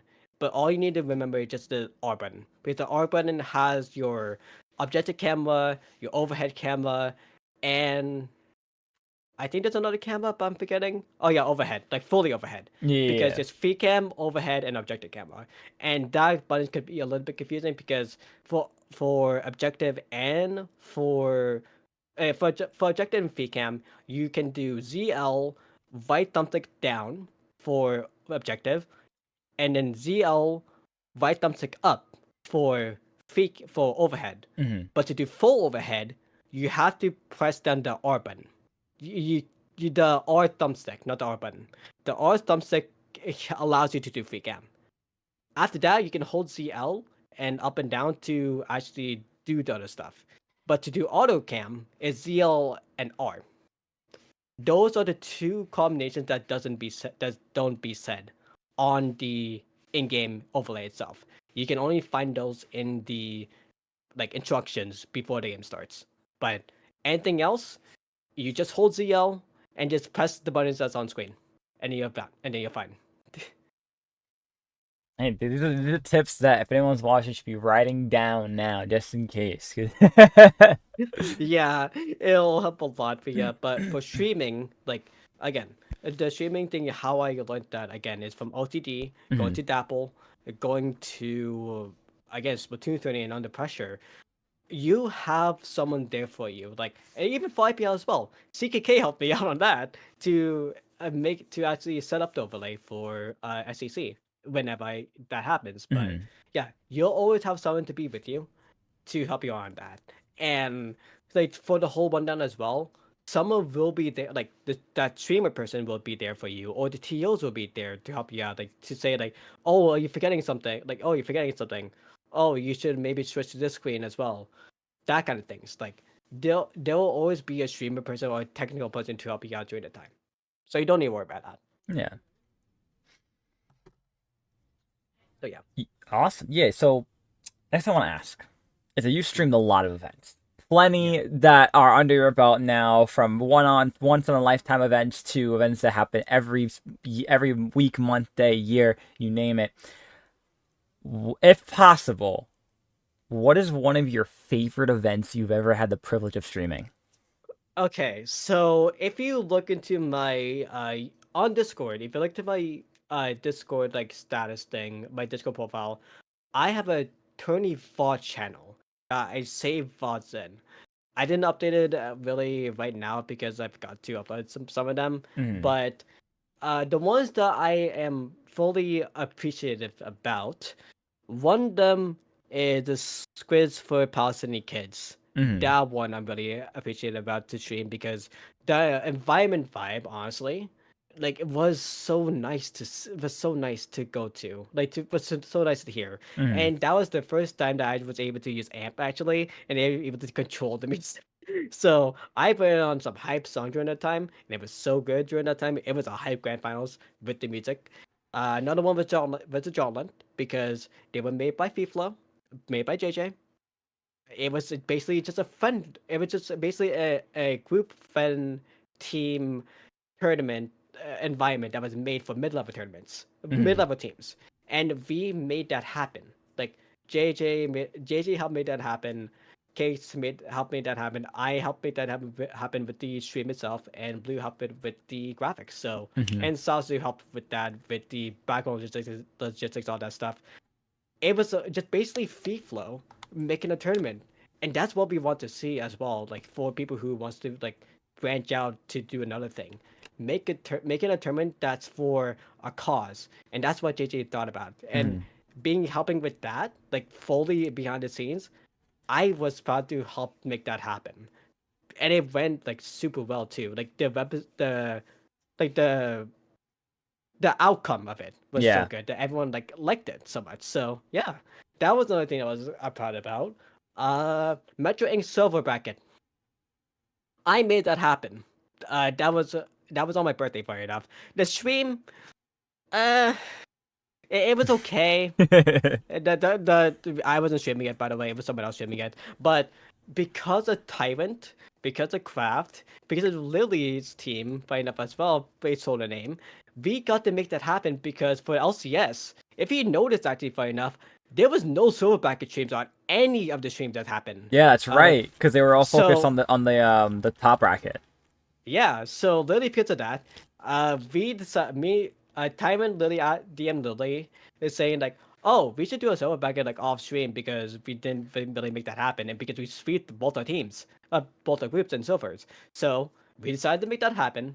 I made the whole graphics behind. I made the whole graphic pack for that. Lily made some assets for it, the art. Like if you saw the art, avatar art for that, that was from Lily, and we made that happen ourselves. And that one I really loved making it because like it's something in the LCS that didn't happen that we should have made it happen, that should have happened, but we didn't made it happen as a Yeah. community, as a group. But also it's because of me flexing for one of the first times, like how I can make a graphics package, how I can make something on my own. Hmm. And that was one of the things I did. So yeah, basically the best things online was SPFK, Jollet, Measuring Silver, and for Dapple, uh, honestly the 20XX was kind of good, but I think the golden padding pools or the golden padding pools were nice to see, honestly, to do at the sort of times. Yeah. But No. land wise, yeah, but land wise, best thing I got to do, Booyah Bay and Sunset Surge. Honestly, hands out was the best things that I got to do because for both of them, I helped to make the stream package. I actually streamed it myself. I got help with from the community members. It was all a good vibe, good environment. So because of that, like those two are the best hands down. But Sea Battle, I gotta get my heart out too because Staff, Fusion, Tokapa, like they're all so helpful, especially Sap and Fusion. Like Sap still wants to learn how to do like spec game, how to do like all the overlay stuff Yeah. from me. So yeah, like and from Ellie as well. I cannot. forget about Ellie. So yeah, Lily, like see about like Kingdom Hearts 2, and then Metro Inc. Honestly, like Jane Game got it in the bag. I'm just speculating. Yeah. Same with Bethesda as well. Yeah, So yeah, they have control there. yep. So yeah, so yeah, I think that's answers your question. The best event that I streamed was all the one-offs, basically, And and lands. honestly that makes sense to me. And to me, I think that's like the perfect answer for it. Because I mean, I don't think I would have been surprised if you said, "Oh yeah, like a weekly triangle." You know what I mean? Like like just a tournament that happened so frequently. It's just having able to have that opportunity to stream those for really for some events, which is a really a once in a lifetime event, um, Hmm. can make all the difference. And um, of course, I'm not surprised with lands. Lands are lands. I would have been shocked if you didn't Yeah. say lands at all. Yeah, no. If I didn't say lands, it would have been a shocker because I would have been a player, and Yeah. that would have been one of the better environments during that time. But yeah, no, literally, like, yeah, no, lands are the best thing to happen to go for any kind of event because Hmm. you get to see your thing in action, and you get to control it in action too if you are the main streamer. Hmm. But yeah. And also, I can say funny enough, but like because of all this experience, shout out to Milana during LTC 2024, who literally when I like talked to, like Milana recognized me as the streamer guy. That's honestly such a cool thing to be recognized as. 100%, yeah. And that video from Milana's LTC vlog will never happen unless it does happen when this vlog comes out. We'll see. Someone just clip and send to Milan and be like, "Hey, you need to finish that LTC video, please." Oh yeah, 100%. But yeah, but yeah, honestly, again, this goes back to what I said earlier about like for streaming events, the best events that you will stream is obviously it will be lands. Like Hmm. the land championships, obviously, like it came out to be a huge thing altogether. Like that was a cool event. The finals were a cool event. There is like, some caveats because the replay system didn't work. JPEG says because of CPU encoding. It's a 50-50 on that because CPU encoding can actually blow up your computer. Oh. Sam's computer was having a lot of issues during this time, and also because just in general, like this whole format as well. Because I saw like one of the comments from Dio, saying about like there wasn't enough gameplay being shown. Hmm. The one thing as well because of that was because of we only had the gameplay feed. We didn't have the actual streams. Yeah. There was a way that we could do that, but that came across the mind. There was a miscommunication there that it was supposed to be streams and not the gameplay only. Hmm. So that's why there wasn't enough gameplay being shown because we only had the game feed. So we had to hop around to hide that so we don't like leak the password to the games and stuff. So yeah, that's the communication about that. If anyone was wondering about that, but LCS was a good event in the end. It was a Hmm. fun event. It was one of the events of the lifetime to actually even happen because again, having 8 lands show up and communicate together to make this finals happen is a cool thing to happen. Yeah. And it was so nice to be a part of it and being a part of the mainstream, being trusted to be the mainstream out of all the other things as well. Because during the funny enough, during my one-to-one bit JPEG to set it up, JPEG literally said most of the time like, "Oh, but you already know how to do this." So yeah, literally like having that trust from everyone is just another like good warm-hearted feeling Hmm. that you get that you have if you keep on doing this for so long. Like if you get recognized to be someone who's well trusted in that like main high tier of streaming, you get to know that from everyone, and you'll get your things from that. And yeah, honestly, like even a couple days ago, from the CCA staff, they just made like a whole like a blog message saying like thanks from all the other staff, and I was actually like warm-hearted from that too. Hmm. So yeah, like getting to have this kind of connection and be known to be like one of the streamers of all time in Splatoon, it's just one of the greatest things to actually like finally recognize now because it's coming to full force like nowadays for me. I'm not self-doubting can screw yourself over and will screw yourself over if you keep that in your mind. But Hmm. if you take away of that, like you'll know and you recognize that your job and why you're here is important. And if being a streamer is important, like being a commentator is important, being a TO is important. Everyone keeps eyes on saying that TOs are important. Like TOs are the main people who to worry about. Streamers and commentators are like, okay, no, in the tier list it's TOs, commentators, then streamers at the bottom tier to worry about. Streamers needs to be recognized more, Hmm. and doing something like this like recognizes them so much that it helps so much and it recognizes us of what we do, and it even helps like even like give us some like good thoughts on it because we're finally like being recognized for our work and being appreciated of that. And I can say also as well, if you remember the Pop Gun Awards 2024 at the end, the people who were recognized, Ink Fair, Jub, and Ellie. And then Popkin really just did a sidebar saying like, oh yeah, did Joe Ryan said a lot of things too?" And like, well, come on, Popgun. But Classic popcorn, dude. classic Popgun mode for real. No, But but yeah, yeah. it's nice to get recognized for your hard work, and I feel a lot of people need to recognize more than just TOs when it comes to events, because yes, TOs are helpful when it comes to help desk or just making sure the tournament runs, but to have the games for you to view and to be able to watch is where the commentators come into play. The streamers for sure come into play, because without the streamers, there's no games being viewed, and for commentators to even commentate. So there's more parts to the staff that need to be recognized than just the main people who are kind of like, in a sense, the face of the tournament, um, which are the people that like host it in general. 100%. So if you so yeah, if you look at a stream that's being like streamed like in any tournament or even for Splatoon 20, be sure to thank your streamer and thank your commentator. And this goes out to commentator as well. Be sure to thank your streamer.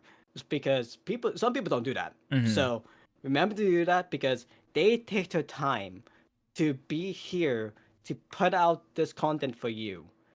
And if you don't say thanks back, why are they here? Yeah. Like No, yeah, for real. you, like literally right now, you're here with me doing this podcast. It's almost been an hour 30, Hmm. but and like take the time out of your day, take a time to be with me doing this stream to have a conversation about this. Like that is something to be recognized for. Hmm. Honestly, I'm thanking you for being here. You chose to accept this. Yeah, it's a 50-50, but Yeah, but I know what you mean. I know what you mean. It's being able to give that spotlight, you know what I mean, and mm, recognize you for all the work you've put into it, um, and realizing that you've been such a huge, an important part into the community when it's come to progressing forward into being able to showcase a lot of what the scene has to offer from our players. And many people don't realize, like, the players are only half the battle, and mm, TOs are the other half, but the TOs had such a tree of breakdown that it follows suit, that we need to start recognizing more of those people individually rather than just grouping them up under just a simple word TO. yes, definitely. And like the graphics people as well. We need to thank them as Yes, well. yes. Those are a lot of times those art graphics come out beautifully, and we don't give enough credit to those that make them happen. Yep. So like, in one of the positive things as well too, like if you saw Principic or FTIU, like under pressure tournament streams, Hmm. they have a credit screen. That should be like recognized and more to happen. But I know, and a lot of people know, like the time and effort that takes. Like you have to build that phrase and then make the graphic and send it over.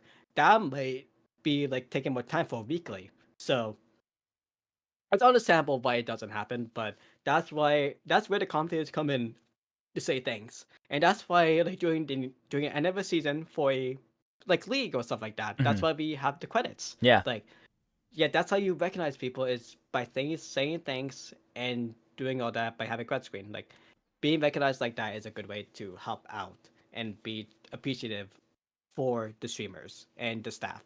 All like that. Most definitely, absolutely. So, as we're running near the last couple questions I have, the next one on the list is, what are some things that you'd like to see other people that are maybe currently already streaming other events or people that are trying to get into it, what would you like them to start doing that maybe you've noticed? Now, obviously, you gave a lot of great tips so far throughout this podcast of like what people should do when they're first starting off, et cetera, et cetera. But how about let's jump a little bit further to say the people that already started, right? Let's say they're Mhm. streaming the weeklies or these new tournaments that keep popping up every single weekend or every single day. Oh yeah, no. What are some things you'd like to see them start doing that can help improve the event experience? So one thing is take the spec cam tips to heart. Like from what was said over this whole podcast. The spec cam tips will help you so much and it will help you commentators. Other thing, commentators. Help your commentators be able to like vibe better by any chance because if you notice themselves with tournament streams, the commentators themselves they're they're 50-50. I'm not just showing shit to anyone, but I'm saying this. For commentators, there could be a vibe of like chill good, chill bad, and then hype. You would want to have the hype or chill good. Chill bad is if they don't know what to say, like don't know what to speak about, and there's a lot of dead air.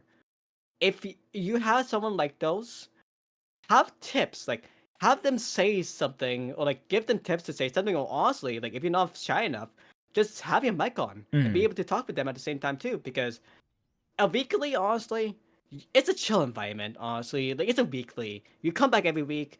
Nothing new happens with the team, so why not let's have some fun and have you in the mix. Like Mm-hmm. if you're not shy enough, you can turn on your mic and have fun with that. And that's really if you're looking paddling pool for the past couple of weeks. Like that's why there's a bracket scene that I do to show the bracket. And ever since paddling pool, I think 313. I had the reactive Fuji images, so they have a face. And then after that, I just added more gimmicks to it, like a knickknacks. Like Mm-hmm. literally on my birthday, I added like the confetti and stuff, and just the one before that, I added the Pepe pointing meme to Splatoon 4. Like one thing is for some tournaments, like if you're bored, honestly, like add gimmicks to have fun. Like Mm-hmm. Ellie added Bad Apple to the overlay. Like that's one thing as well. That's fun. Another thing would be music. Split. This is some shit to Splatoon 20, but not really. Because the streamers don't know how to like actually change it or set it up like that. Mm-hmm. If you because of the Nintendo guideline rules that happened in 2022 or 2023, if I remember correctly, or what's it 2024? I don't remember. 2023. 2023. So yeah, basically ever since 2023, we were not allowed to play Splatoon music anymore. In quotations, because we know in from our side, in the streamer side, that Nintendo doesn't actually give a shit. Mm-hmm. I swore during the stream, hopefully it's okay.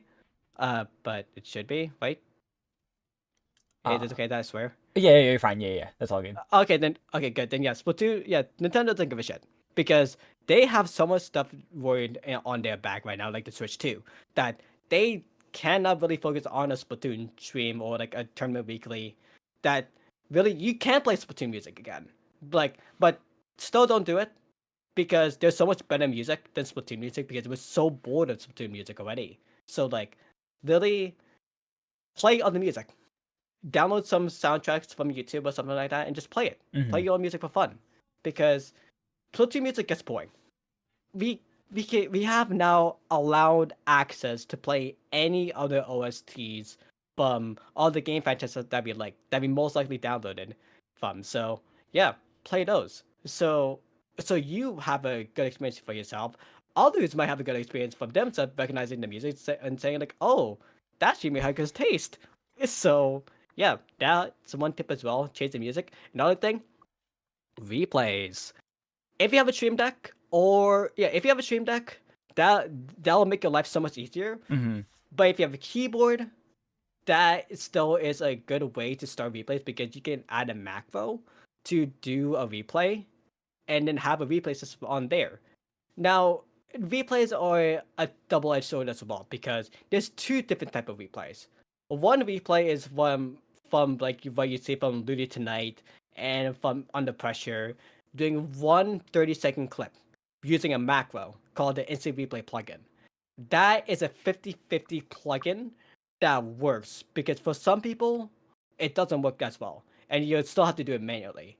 Literally for me, I do a replay system that is like multiple replays going on like from the game, and there's Mhm. like 6 second replays, and they play back to back right after. It requires a lot of more work, but it's better because it's not just the end of the game. It's highlights that you chose to actually make them look like to make them have the content to talk about. That's Mhm. one thing, and also it helps you as a streamer to learn about what to like capture next time or like what's good. So for your spec gaming, you can actually focus on that again because say if the replay has like a play that's more focused on a lot, focus on the player because they're gonna be good at something. So if you can do replays, do it. But I know it's like could be CPU or GPU intensive or too much hands on for the first time streamers to do that. So yeah, later on if you know how to do it, or if you have like a tool like a macro board, try to have replays in your stream. It will help you so much and help entertainment wise. It'll help a little bit, but for your commentators, it will help them so much for having them talk about something other than the map, other than some other shenanigans. Keep them focused on the setting themselves. I agree. I absolutely agree. Because when your commentators are bored, the viewer gets bored. When the viewer gets Yep. bored, that's how you just start losing people for your stream. So that's why you got to be able to keep things exciting, keep things flavorful. hmm So yeah, literally on that, the main things that I would say for streams nowadays is change your music to be something entertaining, like other video game OSTs that you like. Hmm. There's another one would be your spec cam. Just work on your spec cam because you are showing the action to everyone. Commentators, it's like a side note basic thing, but it does if you're comfortable enough. But yeah, replays is really just my main thing Hmm. because yeah, I think I'm one of the people who grassrooted replays out of Splatoon journey and out of Splatoon journey. I made replays happen in Dabble Productions and other places. So yeah. Yep, they keep things interesting. And it's a great way for commentators to keep talking about that match. That's not just based off of memory, right? They're able to recall moments throughout those games. It's able to relive those moments for also the viewers as well to realize like, hey, these were really good moments, and here's why. Yep, that's 100% why replays are very crucial, and also that you get learned that at broadcast television as well, if Hmm. you go into like sports. So yeah, it's something that in the general aspect, if you go out of production from here into sports, you'll already have that knowledge already, but you'll be using something else called Tornado, which is more confusing. But you don't need to use that because you have the replay platform on OBS, and that's way more simple. Hey, anything to make your lives easier. That's the good way to go about Yeah, definitely. it. All right, so that's for the streamer side of things. What about Mm. things that you would like to see maybe TOs and or commentators do that will help out the streamers, or that maybe they can be doing in general for the community as a whole, that when it comes to their events they're hosting, that maybe make it more entertaining, maybe make it the streamers' lives easier, or the spec cam easier, things like that. So for the TO side first, already it's graphics would be one thing. Hmm. Because if your graphics are the same thing, or if it's not like evolutionized from before, evolutionize it. That'll be one good thing. If your streamer doesn't really know how to do Sendu or want a bracket, have them have a bracket match with you. So that's a good thing to help them out. Give them a holding hand during the bracket. That's really all the main things I could say with the TO side, Hmm. because other than stop making tournaments, like we have too many tournaments already and less streamers. So like if you want to have streamers to do that, like nah.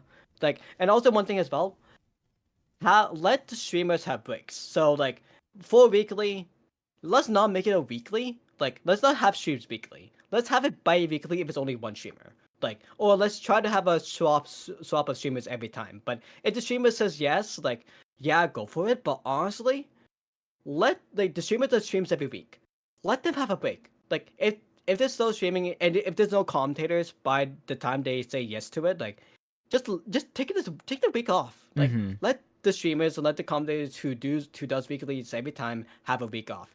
And also, this is a kind of a shout to one of the tournaments that's happening today.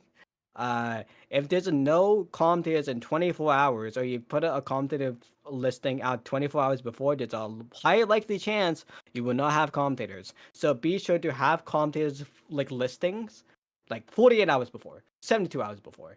Basically, like have a ping saying like, we're doing a stream.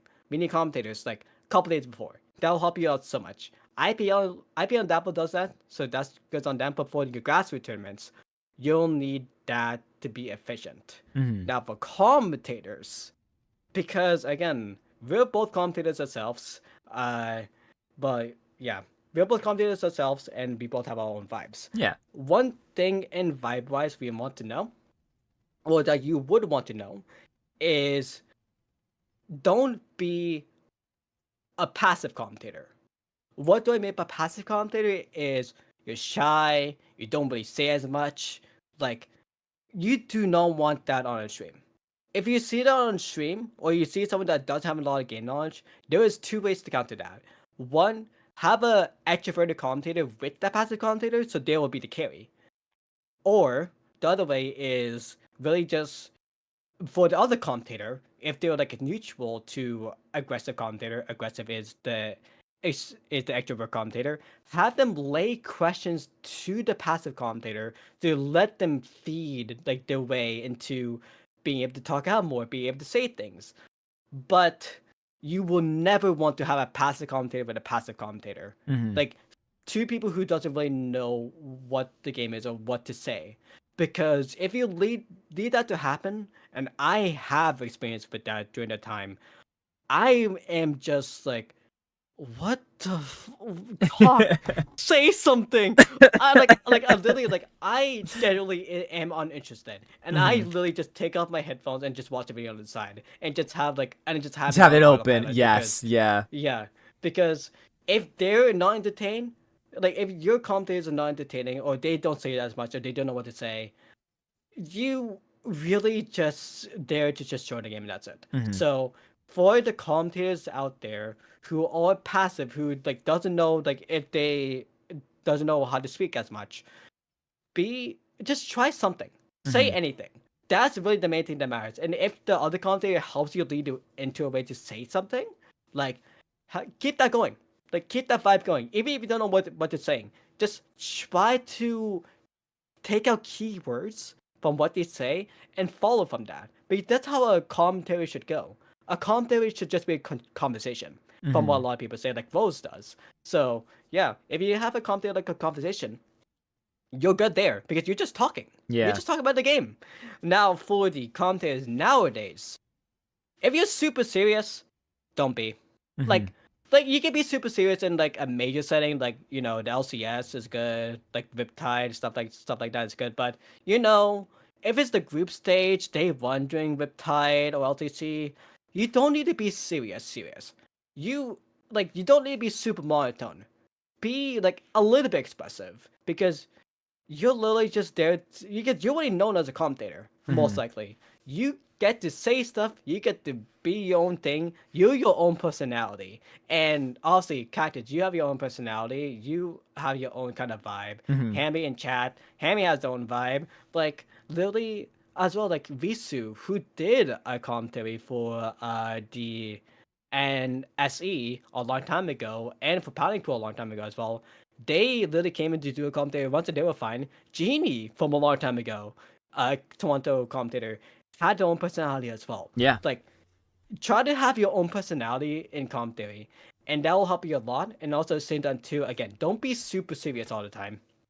If you're super serious all the time, that's good for professional portfolio. But Mm-hmm. honestly, you don't need to do that all the time because like don't think you're serious. That's good, but as a person or as a player, like they might think you're the other way, like being super serious all the time. But Mm-hmm. you don't want to do that because you're just a human being. Yeah. So yeah, just be your own self, and that's the main thing that matters. And at the same time too, honestly, for me, like for my personality, I started to be analytical, like that kind of way into color, but honestly, at this point, I don't give a shit. I just say whatever I want to say. Like Yeah, we can, like yeah. literally just being like this kind of tone, being this kind of like talking, because again, like I say, I do also commentary, and funny enough, for Scrim, I commentated for like a day ago or 2 days ago. No, I think it was a day ago, yesterday. I literally just yapped about the players because I knew about the players already. I knew about the maps already. I just said my opinion on it, and no one gave a shit. The commentators were passive because, yeah, they were just there. They were just there to just fill as well. So I actually can take the breaths. So yeah, literally because of that, if you have a passive and a extroverted commentator or aggressive commentator, have that, you are a fucking vibe right there.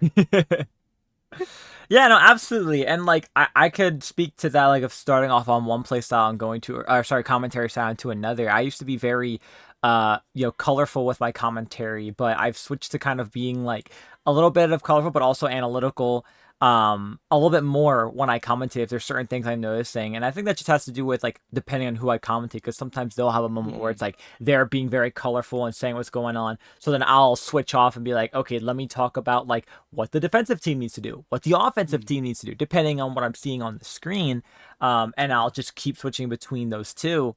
And then that's just what's comfortable for my style of it. I mean, but like you said, yeah, just try things. Just try things when you commentate. As someone who's been commentating for oh god, when did Splatoon tourney start? Was that 2022?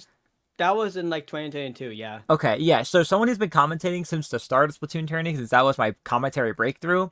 I can tell you, you could probably still find one of my original commentary times when I think I commentated with what was his name? Was it He was a brush was it player. 2022? Was it 2022 or 2023?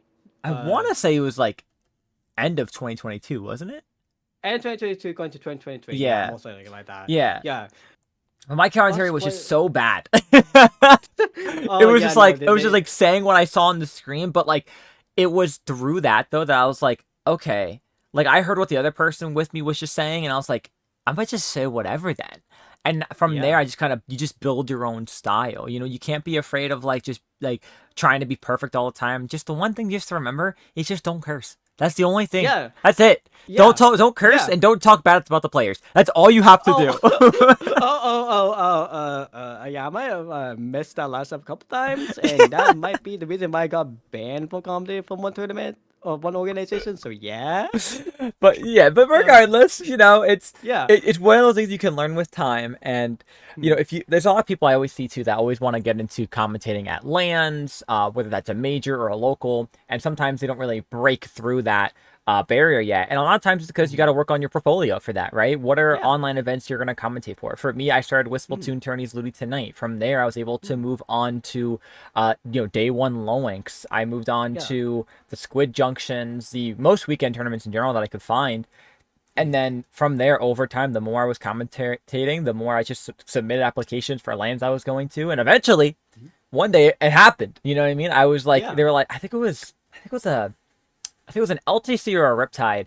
I remember getting the DM for being like, hey, like we want to select you to be a commentator, and I was like, whoa, like this is that crazy. what? But the thing is, what website though? Oh my goodness, which one was it? Was it? What are you talking about the website 2023 with me? Was it that one? I think it was that We one. I we think both commented. Yeah, yes, because we day commentate on the two. secondary stream, right? We commentate on Yep. Chara's stream. Yes. Yep, Yeah. there was that one. And I could say on that one 100% our commentary vibe was something. Yo, never forget. Like, Yo, never forget Pikachu Kermit. Never forget. no, honestly, like that Pikachu bit, honestly, like I tried to follow to every single land, but I forgot the Pikachu ears, and Pikachu ears are getting too small. So literally just the brownie chew. The big fat Pikachu that I brought with me with Fufu commentated when you were Kermit and you had an E-leader Oh and I was in yeah. a maid dress during that time. Yeah, no, that was the greatest bit of all time. That Honestly, was no one so could beat that. good. Oh my No one could beat god. that. But literally, like that, if you have a full lance, honestly, like for commentators for lands, have a bit with you honestly if you can. Mm-hmm. Like Yeah. wear something goofy. Bring a plushie. Yep. Bring a VTuber plushie of all sakes. Like do that. Make the stream a little bit more entertaining from yourself because out lands you can bring whatever you want. I mean, somebody Just don't brought bring a anything offensive. listen. Somebody brought a brick. All right, like you could. Oh my god. The funny thing enough, I think that was a Canadian. Oh, you know what? More power to him. I'm surprised they even got into the venue with it. But Oh no, I'm saying. yeah, no, absolutely. Bring like a little prop with you. You know what I mean? And like, I'm sure if you ever tune into like Riptide streams, or back then if you find the low tide city vods, or even just your locals, right? Any local streams, they have a prop on them with it, whether it's the couches, the tables, you name it. You know, they have something there to share. Whether whether the commentators are wearing it or it's just there on the desk. You know, they are sharing what they're interested in and being able to have something that's like, you know, really cool to look at and if anything talk about on the streams. I'll never forget when I commentated, I believe I think it was LTC, the last LTC with Fufu. We had a tower of plushies we just kept trying to like organize while we were in between games and just talking to the chat, and that just helped kill so much time. I think that was Whiptide. Was it Riptide? Maybe I couldn't remember. That was Whiptide. I just remember I just remember the commentary desks felt very similar. Yeah, that was Riptide. Riptide, yes. LDC, the final LTC didn't have that. Got it. Okay, so yeah, so it was Riptide then. Yeah, we were able to just make make with what we had, and that helps so much. Yeah, 100%. So like, really at the same time for saying about like the gimmicks or the gags, like literally on the couch commentary for Metro Inc. Literally main topic at the start of the event because we were the opener. Like funny enough, I think usually if you saw me commenting, I am usually the opener. Funny story about that. But literally like in the openers for like Metro Inc. What me and Topic did, Topic had Black Yoshi. There was a Black Yoshi pick that came from H-Town as well, from Blocket. We coordinated that, so yeah. If you want to know how that happened, that was planned. And also, we had Pokemon pack openings at the start. So, like that's a gag you can do. Yeah, that's fun. And also, I bought Gumagoo. That's another thing as well. But who cares about that? Yeah, have fun when you go to these events, and you know what? Even like you said before, when it comes to like online tournaments, right? Let's say like you want to have something fun to talk about as well. That's where your streamers, when they play certain music, can come into play, right? Or maybe if they notice something about a player's name or something, you know, that's where you get the opportunity to just talk about that random stuff. While you're in between matches or in between games, you know what I mean? Just be able to pop that out there, being like, you know, if a player has their name as like some kind of like, you know, character from an anime or something, you know, and if you know what that's from, you know, feel free to toss that in there. Or ideally, if your other commentator is, like you mentioned, if you're able to pair certain commentators, like maybe like the ones that are more passive and the ones that are more aggressive, you could sometimes be if you're a passive commentator, be the question person, right? I've sometimes when I've commentated way back in the day, I remember having, you know, because I was very explosive and very hype inducing with my commentary, that I always had the other person just kind of ask me all types of questions, like, what are you expecting to see come up from the players on this next game? Like, what weapons are you seeing? What kind of play style you think they're going to play to try to come back from this 1-0 or like a 2-2 into a game 5? Like, what can they do to bring it home? Like things like that, you know, ask those kind of questions that really, like, for you, maybe like you're not interested in it, right? And you don't have to be, but it helps keep things going and helps break any silence. Yep. Basically, that's a good commentator tip. Basically, if you want to, like, if you're a passive to aggressive one, just, yeah, be the question person. But don't question all the time. Yeah. Be able to talk about something. Because, Yes. yeah, if you're questioning all the time, it'll be hard for the aggressive commentator to actually say anything. And then they'll need to lead on to be a carrier during the whole stream. So, yeah. Be able to say some stuff, but be able to question at the same time, too, for a passive commentator. Yeah. So, yeah. Absolutely. 100%. All right. Well, that seems to be the last of my questions I had. I know I had one more that was like, any tips you have for people like wanting to start, but we've kind of went over that entirely this entire podcast, which is fine. Yeah, which I'm fine with. Honestly, that is probably one of the best things to happen. So we're at the point where I like to kind of toss the mic over to the guest. So for today, it is you, to kind of say whatever you'd like to say, any final thoughts you'd like to leave us with, any last second tips, or just in general, anything you wanted to discuss or talk about. The floor is yours. So one thing, Top Gun. Wow. Okay, I can't believe you called on me, and but I can't believe you literally just screwed over like Dio to literally have us do My your weekly God. recap. Like honestly, like we should like honestly, Katsu, you should steal that next time, honestly, I should because steal his intro it's next too. Just you just yeah, honestly, you only did it like 5 times, so you can do it again. yeah. But like main thing as well, is, like for the streamers, for the commentators, but mainly for the streamers, we need more streamers. If you're Hmm. a streamer already, just start getting into production because we need more people like you. Because you already have the computer, you already have the assets for it. Like you already have the computer for it. Why not just keep on going? Like literally for CKK, CKK has like a Ryzen 5 CPU and a GTX 1080 Hmm. GPU, and can still stream for like Dapple tournaments. If you have like that's the minimum specs. If you're running an off SAS computer though, yeah, that could be another thing. But literally, you're like if you're running off a computer like CKK, a Ryzen 5 with a GTX 1080, you are good enough to stream anything. Go out there and help us out because we need streamers. Hmm. For commentators, again, just come out and come commentate. Literally look at you players. Come and commentate because if you come out to commentate, you'll be recognized as a player if you commentate. Like literally, if you look at Char's tweet or like any other tweets like Kyo's, I think saying that literally people need to have content to be able to be recognized more. That's one way to be recognized. Commentate. Be able to help out like right there. Uh, anything else? Be able to watch the Splatoon 20 finals for Ludi. That's coming up this weekend. There is other events always happening during the time, so if you want to play in tournaments, you can. But also, join the Splatoon broadcaster server. You need to get the link from that in your description, by the way, for YouTube. Yes, Like absolutely. Thank you. like join that because that will be your first stepstone into learning and into getting the Splatoon commentary and getting to Splatoon production. If you want to join that, Pat would be really appreciative, by the way, if you join that too, because Pat does want that, like we said earlier. Dabble, we need more commentators as well. We need a break for the weekly warriors of weekly commentators, and honestly, you maybe get to see me come up, but maybe see like other streams coming up as well.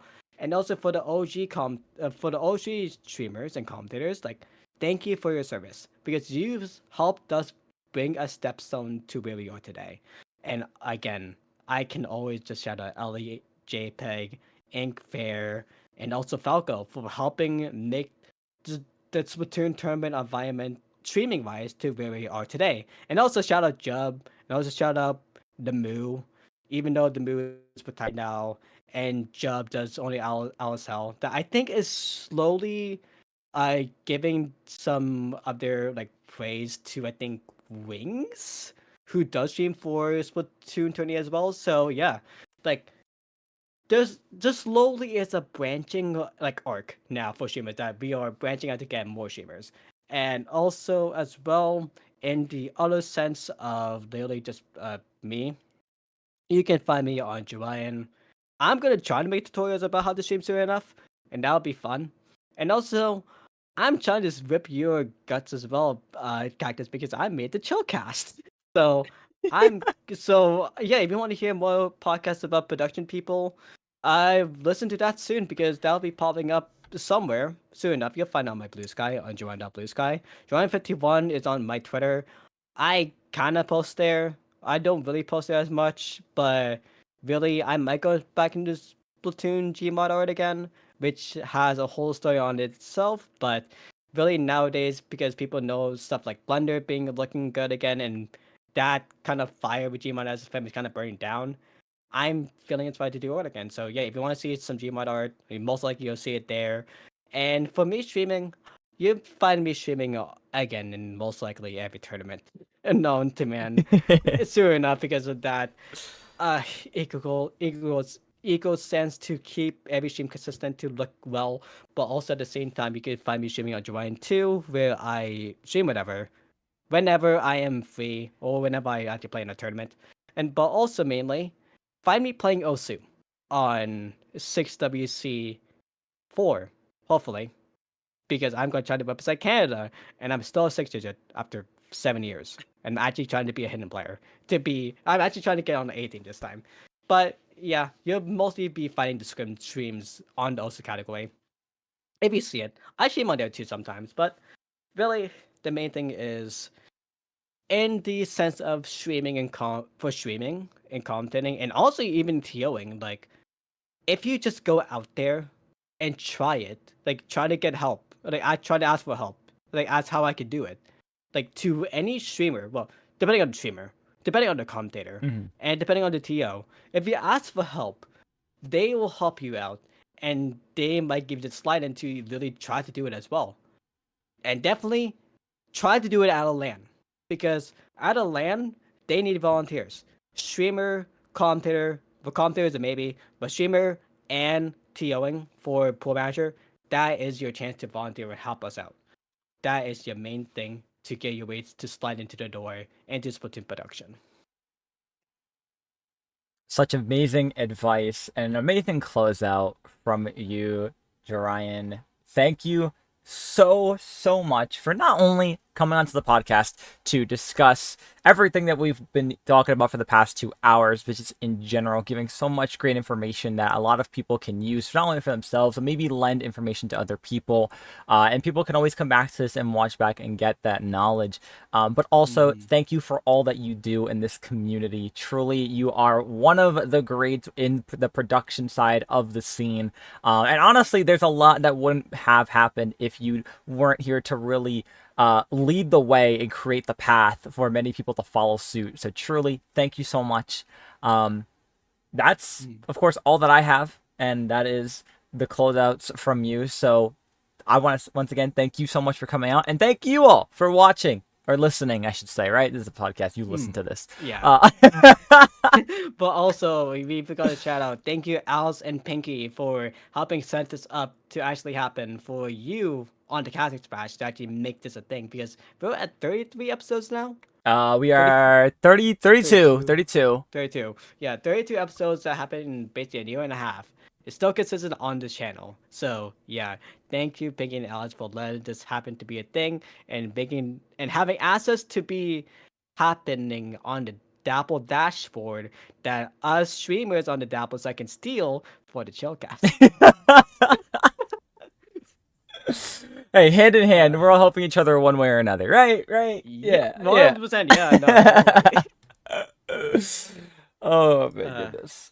Yeah, but yeah, Cactus, since this is the end, you need to still shout out your socials. So what is Yes, that? I should. Yes. So thank you all for watching this episode of the Cactus Patch. If you want more from me, you can find me on, of course, my YouTube and pretty much all social media, Blue Sky, Twitter, at Glitch Cactus. I do, of course, stream on Twitch. I'm streaming every single day of the year at Glitch Cactus 1.